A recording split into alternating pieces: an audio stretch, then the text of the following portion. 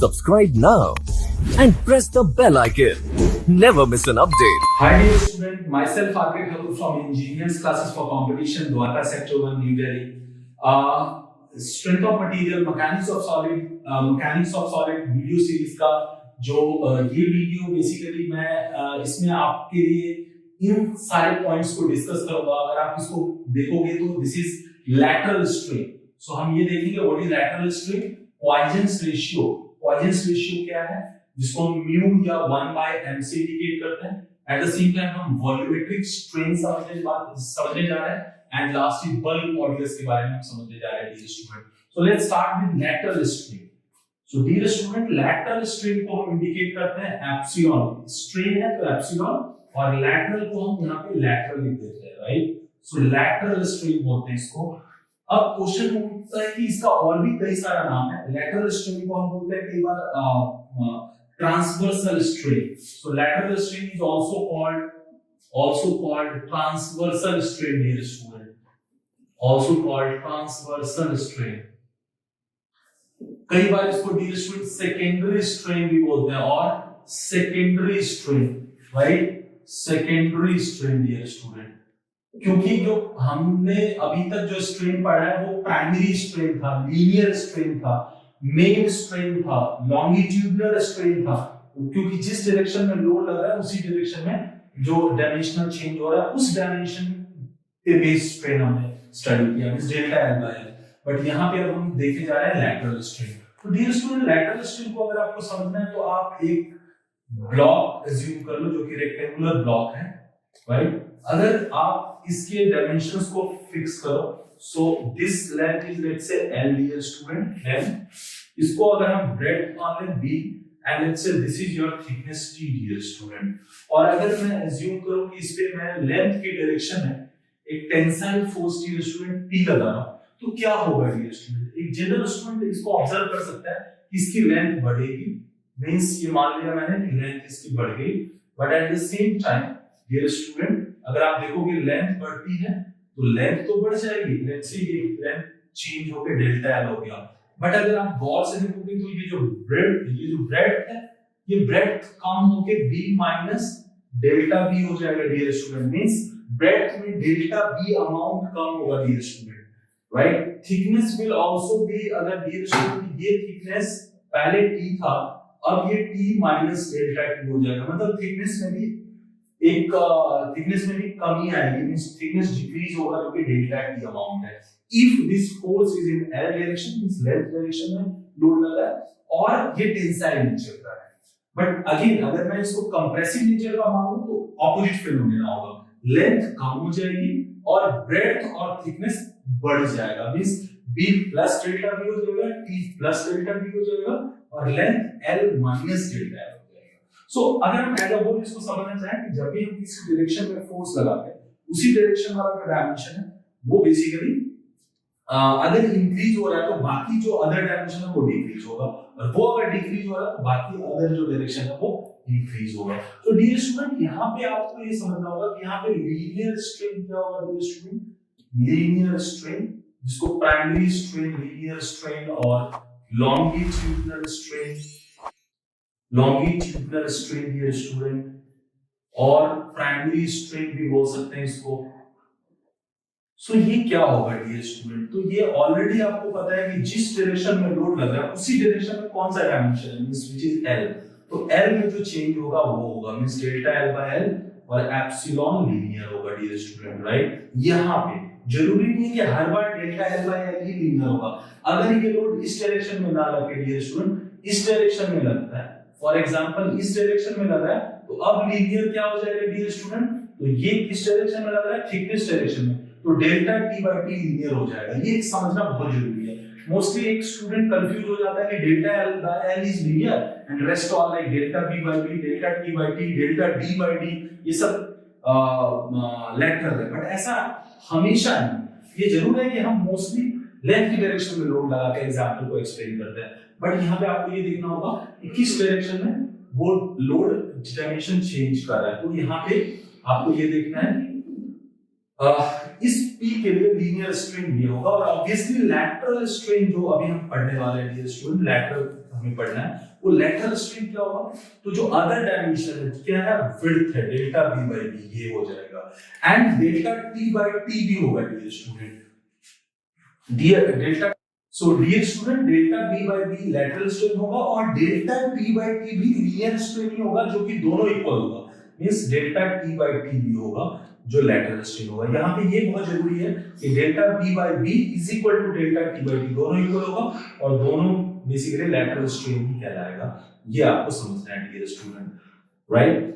तो इस लोड के लिए, इस पी के लिए, फॉर दिस पी, मतलब ये जो पी लोड लग रहा है ये लीनियर है, जो कि ये क्या है, ये पॉजिटिव होगा डियर स्टूडेंट क्योंकि लेंथ को बढ़ा रहा है, और ये नेगेटिव होगा क्योंकि ये कम हो रहा है और ये भी नेगेटिव होगा, मींस अल्टीमेटली एरिया कम हो रहा है डियर स्टूडेंट, एरिया कम होने की वजह से जो कि एरिया बी इनटू टी होगा, क्रॉस सेक्शनल एरिया क्या होगा, बी इनटू टी, ये कम होगा मींस ये भी कम होगा और ये भी कम होगा, तो ये आपको समझना होगा एरिया कम होता है। सो आई होप लैटरल और लीनियर स्ट्रेन आपको क्लियर होगा, राइट डियर स्टूडेंट। अब यहाँ पे एक और चीज आप साथ ही साथ देख लो डियर स्टूडेंट कि इसका एरिया भी चेंज होगा, तो एक स्ट्रेन यहाँ पे डियर स्टूडेंट सुपरफिशियल स्ट्रेन भी बोलते हैं, right. So superficial strain dear student change in area by original area होता है, बहुत कम यूज होता है, बट आपको पता होना चाहिए कि किसी बॉडी पे अगर फोर्स करना है तो उसका क्रॉस सेक्शनल एरिया में जो चेंज होगा, original change in cross sectional area by original area is called superficial strain, और बॉडी में लेंथ, ब्रेड्थ और थिकनेस तीनों में बेसिकली चेंज हुआ तो अल्टीमेटली बॉडी के वॉल्यूम में भी चेंज होगा, ये चीज आपको ध्यान रखना होगा डियर स्टूडेंट, क्योंकि अभी तक हम ये मान के चल रहे थे कि किसी बॉडी को जब हम लोड लगाते हैं तो बेसिकली वॉल्यूम कांस्टेंसी का लॉजिक अप्लाई होगा, मींस वॉल्यूम कांस्टेंट रहता है, ये हम अभी तक जनरली कई जगह इसको अज्यूम करते हैं, बट यहाँ पे आपको ये समझना होगा कि बॉडी का वॉल्यूम भी चेंज होगा due to its bulk modulus property. तो एक और स्ट्रेन यहाँ पे डेवलप होगा डियर स्टूडेंट, जो कि ऑलरेडी यहाँ पे मैंने मेंशन किया हुआ, वॉल्यूमेट्रिक स्ट्रेन।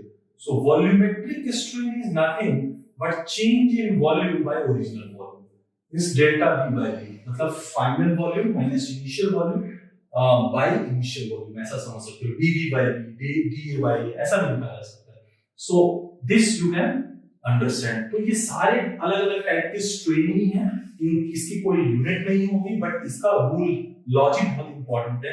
और यहाँ पे एक चीज आपको ध्यान देने वाली बात है कि लोड आपने लगाया एल डायरेक्शन में, बट इसका इफेक्ट, इस लोड का इफेक्ट बी और पी पे भी ऑटोमेटिक आ रहा है इसका इफेक्ट। तो यही जो प्रॉपर्टी है मटेरियल की, इसको बोलते हैं लैटरल बिहेवियर, और इसी लैटरल बिहेवियर को ऑब्वियसली इसकी वजह से लैटरल स्ट्रेन डेवलप हो, और एक सुपरफिशियल और वॉल्यूमेट्रिक है। इसी लैटरल बिहेवियर का हर एक मटेरियल में ये कम या ज्यादा बिहेवियर होता ही है, लैटरल बिहेवियर होता है, और इसी को इस प्रॉपर्टी को अंडरस्टैंड करने के लिए पॉइजन ने बेसिकली अपना एक रेशियो दिया, जो कि डियर स्टूडेंट पॉइजन्स रेशियो होता है। So what is Poisson's ratio? अगर मैं बात करूं पॉइजन्स रेशियो, तो इसको म्यू या 1/m से डिनोट करते हैं डियर स्टूडेंट, और ये होता क्या है, तो मटेरियल के अंदर लैटरल स्ट्रेन डेवलप होगा due to this Poisson's ratio. Poisson ने बोला कि ये जो रेशियो होगा वो lateral strain by linear strain होगा डियर स्टूडेंट। क्या होगा? Lateral strain by linear strain, means किसी भी मटेरियल में एक लोड लीनियर स्ट्रेन डेवलप करेगा और साथ में लैटरल स्ट्रेन प्रोड्यूस करेगा, तो lateral divided by its linear is called Poisson's ratio. Means mathematically मैं इसको म्यू से डिनोट करता हूं, तो epsilon lateral right by epsilon linear, ये दो का रेशियो है dear student. Obviously Poisson's ratio दो सिंगल सेम क्वांटिटी का रेशियो है, इसकी कोई यूनिट नहीं होगी, और वैसे भी स्ट्रेन की तो कोई यूनिट होती भी नहीं है, तो अगर होती भी तो भी रेशियो होने की वजह से इसकी कोई यूनिट नहीं होती। मींस मेरा कहने का मतलब है कि म्यू क्या है? यूनिटलेस क्वांटिटी है डियर स्टूडेंट, यूनिटलेस क्वांटिटी है, और ये मटेरियल की प्रॉपर्टी है। मैं बताऊं, ये इंटेंसिव प्रॉपर्टी है, मटेरियल की प्रॉपर्टी है कि उसके shape size, physical shape size पे डिपेंड नहीं करेगा। और एक चीज आपको याद रखना है कि मटेरियल के अंदर जो लीनियर स्ट्रेन डेवलप होता है वो हमेशा ज्यादा होता है कंपेयर टू लैटरल। जनरली जो इंजीनियरिंग मटेरियल की हम बात करते हैं, जो हम बेसिकली यूज करते हैं, तो lateral strain basically, linear strain हमेशा बड़ा होता है डियर स्टूडेंट लैटरल के, जनरली इंजीनियरिंग मटेरियल जो हम यूज करते हैं। तो हम बोल सकते हैं जो पॉइजन रेशियो की वैल्यू है वो क्योंकि रेशियो है लैटरल पैरेंट है तो 1 से हमेशा कम होगा, क्योंकि ये कम होता है ये ज्यादा होता है, तो डिवीजन हमेशा 1 से कम होगा। लेकिन पॉइजन रेशियो की वैल्यू 1 से कम नहीं बल्कि डियर स्टूडेंट 0.5 या उससे कम होता है। ये आपको समझना होगा कि म्यू हमेशा लेस देन इक्वल टू 0.5 होता है, मतलब मैक्सिमम वैल्यू इसकी 0.5 हो सकती है इंजीनियरिंग मटेरियल में, मिनिमम ऑब्वियसली नेगेटिव में भी जाता है, बट अगर आप देखोगे तो नेगेटिव पॉइजन रेशियो को हम लेते हैं -1 से 0.5 बोलते हैं बेसिकली। अगर आप देखोगे तो -1 is lesser than equal to mu is lesser than equal to 0.5, ऐसा बोला जाता है कि पॉइजन रेशियो की जो वैल्यू होती है वो -1 से लेकर डियर स्टूडेंट 0.5 तक होती है। बट जनरली जो आप इंजीनियरिंग मटेरियल यूज करते हो फेरस का नॉन फेरस मटेरियल, उसकी वैल्यू जनरली 0.2 0.5 से स्टार्ट होके 0.3 0.35 के अंदर वाली सारी वैल्यूज होती है। तो आपका तो कभी भी नेगेटिव नहीं होगा, बट नेगेटिव पॉइजन रेशियो भी होता है, ये आपको समझना होगा डियर स्टूडेंट। और यहाँ पे क्वेश्चन है कि जो म्यू की मैक्सिमम वैल्यू होती है वो ऑब्वियसली 0.5 होती है, और किसके लिए होती है? वो होती है रबड़ के लिए डियर स्टूडेंट। रबड़ जो आपने देखा होगा कि बहुत ज्यादा उसके अंदर लाइक व्हाट वी से लैटरल बिहेवियर होता है, तो उसकी जो पॉइजन रेशियो है वो 0.5 होती है डियर स्टूडेंट। और एक और चीज आपको याद रखना होगा कि म्यू जीरो किसका होता है, क्योंकि नेगेटिव तो ठीक है, नेगेटिव में तो हम जनरली उस टाइप के मटेरियल को यूज नहीं करते, बट हमारी जो वैल्यू कम होगी जीरो होगी, ये मटेरियल है कॉर्क के लिए डियर स्टूडेंट। कॉर्क, अगर आप कॉर्क मटेरियल के बारे में सुना होगा तो इसकी पॉइजन रेशियो जीरो होती है, मतलब इसमें लैटरल स्ट्रेन होता ही नहीं। इसका क्या मतलब है? इसका ये मतलब हुआ ये जो मटेरियल है इसमें अगर मैं खींचता हूं या प्रेस करता हूं तो इसका जो अदर डायमेंशन जो लैटरल डायमेंशन है उसमें कोई चेंज नहीं होगा। तो कॉर्क मटेरियल में ये खासियत होती है स्टूडेंट। और कॉर्क मटेरियल को आप यूज करते हैं बेसिकली आपने देखा होगा जो महंगी वाइन की बॉटल है या फिर जो शैंपेन की बॉटल वगैरह होती है, या फिर अगर आप देखो कई सारे जो रेस्टोरेंट वगैरह में जो वाटर सर्व करते हैं बॉटल में, उसमें व्हाइट कलर का बेसिकली कवर होता है, एक ढक्कन होता है, उसको अगर आप गौर से देखोगे तो वो बेसिकली आपका कॉर्क मटेरियल होता है। सो ये आपको समझना होगा, जीरो कॉर्क के लिए है, मैक्सिमम 0.5 रबड़ के लिए होता है। और जो हमारा स्टील है डियर स्टूडेंट, जो हम स्टील फेरस मटेरियल सबसे ज्यादा यूज करते हैं, उसकी जो वैल्यू होगी वो 0.3 या 1/3 के आसपास जनरली हम स्टूडेंट लेते हैं इसकी वैल्यू। हालांकि स्टील में भी बहुत सारी वैरायटी है, बट जनरली 0.3 1/3 के आसपास लेते हैं। और एक पॉइजन रेशियो की एक लिस्ट होती है, तो अगर आप किसी भी स्टैंडर्ड बुक में पॉइजन रेशियो की जो एक लिस्ट होती है, मोस्टली जो यूज मटेरियल है उस लिस्ट को अकॉर्डिंगली फॉलो करो, क्योंकि आपके कॉम्पिटिटिव एग्जाम्स में, ऑब्जेक्टिव कॉम्पिटिटिव एग्जाम्स में पॉइजन रेशियो की वैल्यू जरूर पूछते हैं। तो डियर स्टूडेंट मैं एडवाइस करूंगा कि आप एक बार पॉइजन रेशियो जरूर उसकी वैल्यू को देखो, और ये आपका बेसिकली पॉइजन रेशियो। अच्छा एक और चीज डियर स्टूडेंट, पॉइजन रेशियो का नेगेटिव का क्या मतलब है? नेगेटिव का मतलब है कि बेसिकली जो आपका लैटरल बिहेवियर है, जो लैटरल स्ट्रेन है वो ज्यादा होगा, मीडियल स्ट्रेन कम होगा। तो ये चीज आपको समझना होगा। हालांकि इस टाइप के मटेरियल का हमारे यहाँ पे यूज है नहीं, बट स्टिल आपको ये समझना होगा कि म्यू की वैल्यू नेगेटिव भी होती है। तो आपको Poisson ratio dear student clear हो गया। अब यहाँ पे कई बार स्टूडेंट को ये भी कंफ्यूजन रहता है कि जब हम म्यू से डिनोट कर रहे हैं तो 1/m से डिनोट क्या क्यों कर रहे हैं डियर स्टूडेंट? देखो 1/m अगर पॉइजन रेशियो है तो m बेसिकली क्या हो जाएगा 1/μ, मतलब पॉइजन रेशियो बेसिकली का रेसिप्रोकल होता है m। चूंकि पॉइजन रेशियो की वैल्यू 1 से कम होती है, तो 1 से कम होती है मींस 1/2 1/3 1/4 ऐसे लिखते हैं।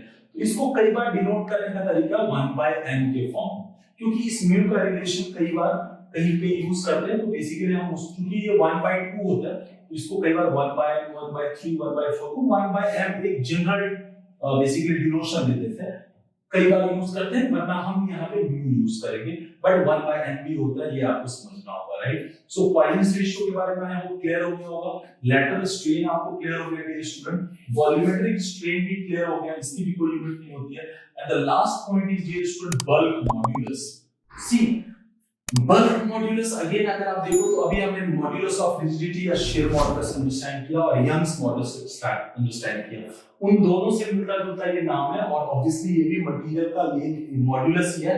ये 3 मॉड्यूलाई बोलते हैं, Young's modulus, modulus of rigidity और बल्क मॉड्यूलस, ये तीनों 3 मॉड्यूलाई बोलते हैं इसको। Modulus of material.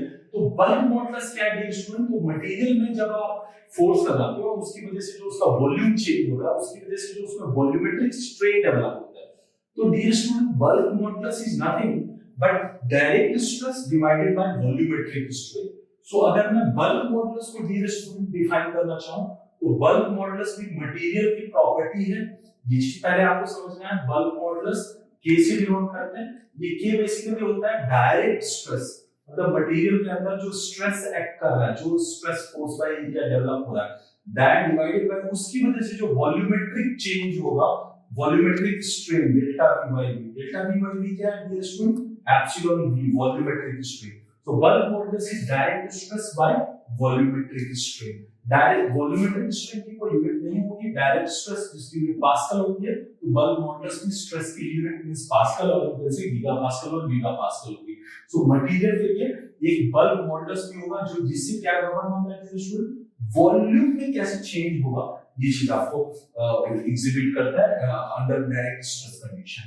तो ये फ्लूइड मैकेनिक्स में भी बल्क मॉडुलस यूज करते हैं, बट वो होता है stress divided by volumetric strain. But यहाँ पे स्ट्रेस की जगह प्रेशर, वहां पे बल्क मॉडुलस फ्लूइड मैकेनिक्स में प्रेशर बाय वॉल्यूमेट्रिक स्ट्रेन होता है, वहां पे नेगेटिव भी होता है क्योंकि प्रेशर बढ़ने से वॉल्यूम कम होता है। बट यहाँ पे मटेरियल पे direct stress by volumetric strain होगा डियर स्टूडेंट, और ये एक सॉलिड मटेरियल के अंदर भी बल्क मॉडुलस होता है। तो आई होप कि आपने बल्क मॉडुलस भी अंडरस्टैंड कर लिया, वॉल्यूमेट्रिक स्ट्रेन भी डेवलप अंडरस्टैंड कर लिया, पॉइजन्स रेशियो के बारे में आपको पता चल गया और लैटरल स्ट्रेन समझ में आ गया। एक चीज मैं यहां पे बताऊंगा डियर स्टूडेंट कि म्यू चूंकि Poisson's ratio lateral strain by linear strain होता है डियर स्टूडेंट, तो यहां से जब भी लीनियर स्ट्रेन तो आसानी से निकाल सकते हो आप, बट लैटरल स्ट्रेन आपको निकालने की जरूरत नहीं है। जो लीनियर निकलेगा उसमें म्यू से मल्टीप्लाई कर देंगे, linear strain into its Poisson's ratio. Material का लीनियर स्ट्रेन निकालो और उसमें कॉरेस्पॉन्डिंग उसके पॉइजन्स रेशियो, मटेरियल के पॉइजन्स रेशियो से मल्टीप्लाई कर दो तो आपको लैटरल स्ट्रेन ऑटोमेटिक आ जाता है। ये चीज आपको माइंड में रखना है कि पॉइजन्स रेशियो का क्या यूज है। पॉइजन्स रेशियो से हम मटेरियल का लैटरल स्ट्रेन इजीली फाइंड कर सकते हैं।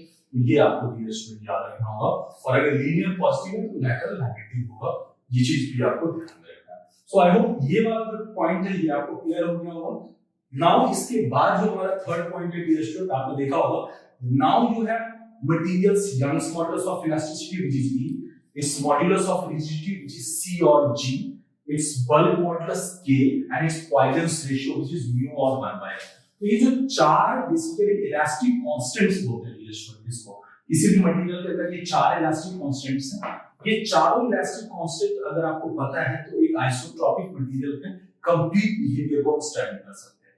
मींस एक कंप्लीट मटेरियल को की इलास्टिक बिहेवियर को बेसिकली मैप कर सकते हैं। बट मैथमेटिकली इसमें चार में से कोई दो ही पता होना चाहिए, कोई दो, बाकी का दो हम इजीली मैथमेटिकल रिलेशन से फाइंड कर सकते हैं। तो उसके लिए कैसे? तो उसके लिए एक रिलेशन है डियर स्टूडेंट, तो हम E, C, K और म्यू, इसमें जो रिलेशन है इसको स्टडी करेंगे और एट द सेम टाइम उसका एक डेरिवेशन लिखेंगे, क्योंकि एग्जाम में डेरिवेशन कई बार आएगा, एसएससी जेईई में भी इसका डेरिवेशन आया हुआ, और मैंने कई बार देखा है एग्जाम में, एएमआई सेक्शन बी में भी, मैकेनिकल सोम में कई बार डेरिवेशन आया हुआ, और आईईएस में भी इंपॉर्टेंट है डेरिवेशन। तो आपको हम डेरिवेशन भी कराएंगे और इसका जो रिलेशन है इस पे बेस्ड तो बार-बार ऑब्जेक्टिव क्वेश्चन पूछा गया और इस पे न्यूमेरिकल भी पूछता है और शॉर्ट ऑब्जेक्टिव टाइप भी पूछता है। तो इसके रिलेशन को एक बार अच्छे से अंडरस्टैंड करेंगे इसी के ऑर्डर में, इसको डेराइव करेंगे, एंड देन एक जो लास्ट पॉइंट होगा वो होगा वॉल्यूम चेंज फाइंड करना। अगर body three mutually perpendicular forces subjected है, तो जिसको हम जनरलाइज्ड हुक्स लॉ, मैंने शुरू में वीडियो, इससे पहले वाले वीडियो में बेसिकली मैंने एक्सप्लेन किया था कि वॉल्यूमेट्रिक वॉल्यूम चेंज निकालना है, means three mutually perpendicular forces के केस में उसको हम जनरलाइज्ड हुक्स लॉ कहते हैं। ये दो पॉइंट पे बेस्ड न्यूमेरिकल भी काफी आया होगा और इसको हम पूरा डेरिवेशनल अप्रोच में देखेंगे नेक्स्ट वीडियो में। सो आई होप यहां तक आपको काफी क्लियर होगा। अगर स्टिल कोई डाउट है या कुछ आपके माइंड में क्वेरी है तो आप मुझे आप लिख सकते हो, हमारे वीडियो पे कमेंट कर सकते हो, आप हमें मैसेज कर सकते हो व्हाट्सएप के थ्रू। हमारा व्हाट्सएप नंबर है 9810366022, जो कि डायरेक्टली आप हमसे कनेक्ट कर सकते हो। एट द सेम टाइम आप हमारे ऑफिशियल फेसबुक पेज पे कमेंट कर सकते हो, वहां पे हम आपको रिप्लाई कर सकते हैं। तो आइडिया इसके अगर इससे रिलेटेड हमारे किसी भी वीडियो से रिलेटेड किसी भी टाइप का डाउट या कोई क्लैरिटी आपको चाहिए तो आप हमें कमेंट करें, दैट इज हाईली अप्रिशिएटेड। और आई होप कि ये वीडियो जो अभी कोरोना का जो टफ टाइम चल रहा है इसमें ये वीडियोस के थ्रू आप अपने सोम के स्किल को, लर्निंग स्किल को होन कर सकते हो। और हम इसके साथ और भी अलग अलग सब्जेक्ट के वीडियोस के साथ आएंगे और सोम में भी और भी अलग चैप्टर्स के साथ आएंगे। सो आई होप आपको काफी अच्छे से अंडरस्टैंडिंग मिल रही होगी। So that's all for today, thanks a lot, thank you.